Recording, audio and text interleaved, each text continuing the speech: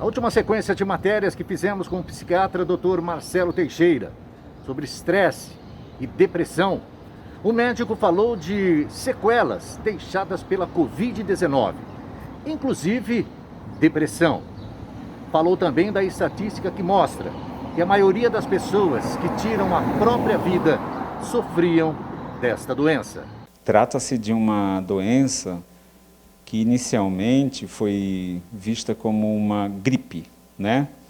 E a gente sabe hoje em dia que ela não é como uma gripe, ela é uma doença que ataca todo o sistema físico e ela provoca reações cardiovasculares, né, na circulação, na coagulação, consequências neurológicas, não é? Tem relatos de pessoas que passaram a ter ausência de cheiro e gosto, pessoas que passaram a ter dores de cabeça diárias após a infecção, mesmo depois da recuperação, mantendo esse quadro por meses.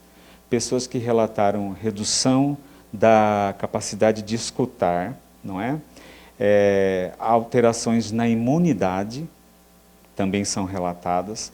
E na área da psiquiatria, a gente sabe que a presença da infecção pelo Covid-19 aumenta a incidência de transtorno depressivo nos primeiros 3 meses após a infecção. Quer dizer que as populações, as pessoas que tiveram a infecção pelo Covid, têm uma tendência aumentada a desenvolver depressão após a infecção. E dessa população, aqueles que foram internados nos hospitais, que tiveram Covid e necessitaram de hospitalização,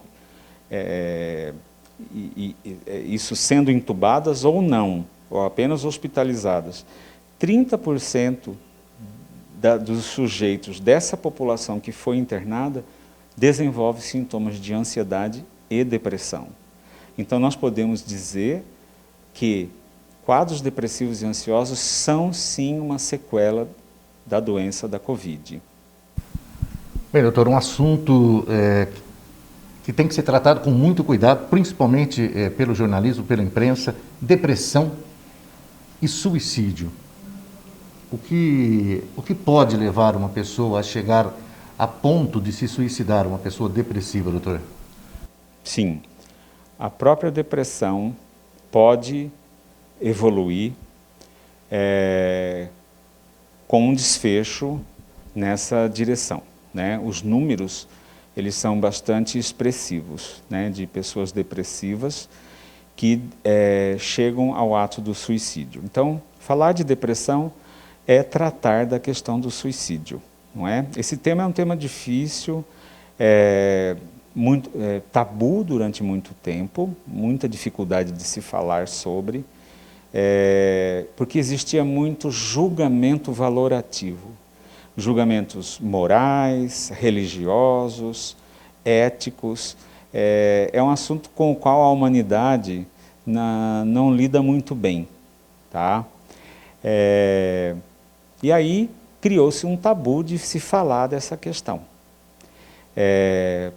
Porque se você vai falar do suicídio de uma perspectiva glamurosa, você vai induzir as pessoas. Se você vai falar do suicídio de uma perspectiva onde você reduz o problema e diz que não é importante, você vai causar danos, não é? Então, realmente, é muito importante ter bastante atenção, né? Por isso que existe até propostas do Ministério da Saúde para que os organismos de imprensa tomem alguns cuidados na divulgação, não é? No sentido exatamente de nem menosprezar e nem valorizar de uma forma de glamorizar a questão, né? Mas falando de depressão, a gente vai ter que falar de suicídio, né? Porque isso tá junto, está no bojo, não é? As pessoas, normalmente, as pessoas que não têm depressão, passa pela cabeça delas a ideia da própria morte. Todo mundo já pensou em algum momento da sua vida na possibilidade da sua morte, não é? Na medida em que vamos envelhecendo, nós pensamos mais sobre esse assunto. Em momentos de muita infelicidade e tristeza, essa ideia também é natural que ela venha na cabeça das pessoas. Um momento de muita angústia, um momento de desespero, as pessoas começam a pensar, e se eu morresse? Será que seria melhor? Não é? E nós não estamos aqui falando de depressão ainda. Então a gente entende que quando a pessoa entra num estado depressivo, aonde ela vai vivendo um processo interno de ir ficando cada vez mais sem esperança, porque a mente dela vai entrando num estado que é um estado químico, é um estado onde existem alterações químicas no cérebro. A pessoa perde a possibilidade de nutrir esperança, aquele sentimento de que eu posso melhorar, as coisas vão melhorar, isto é só uma fase, eu vou passar por isso, eu vou me fortalecer. Não, na depressão a pessoa não consegue sentir isso. Todo mundo que passou por algum tipo de crise e conseguiu manter essa perspectiva, vão dizer que não teve um quadro depressivo intenso. Quando a pessoa está profundamente depressiva, a esperança desaparece do coração, da mente da pessoa. Ela perde essa capacidade. E é muito difícil você imaginar a vida sem a capacidade de você acreditar em você, na vida, na melhora. E esse é o caminho pelo qual se desenvolvem as ideações suicidas, né? As ideações suicidas podem evoluir para planos, os planos suicidas podem evoluir ou não para tentativas, não é? A gente sabe que tentativas de suicídio nem sempre são causadas por pessoas depressivas. Mas nós sabemos que das pessoas que se suicidam, quase 90% delas tinham um problema mental, emocional, e na maioria dos casos esse problema foi a depressão. Tá? Mas o que leva uma pessoa ao suicídio nem sempre é a depressão.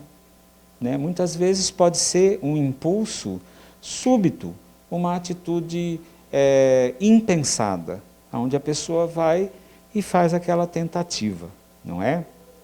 E aí isso vai aumentando as nossas estatísticas de suicídio. A gente tem em todos os lugares, né, onde a gente tem serviços médicos, ocorrências semanais que podem chegar a dezenas, dependendo do porte da cidade, centenas de tentativas assim semanais, se a gente pensar numa cidade de porte maior, não é?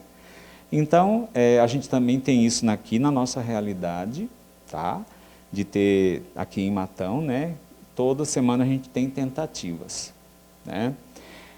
Eventualmente, nós vamos ter o suicídio concretizado, tá? E quando ele é concretizado, em torno de 90% das pessoas que concretizam têm um transtorno mental, que em sua grande maioria é a depressão, é o quadro depressivo.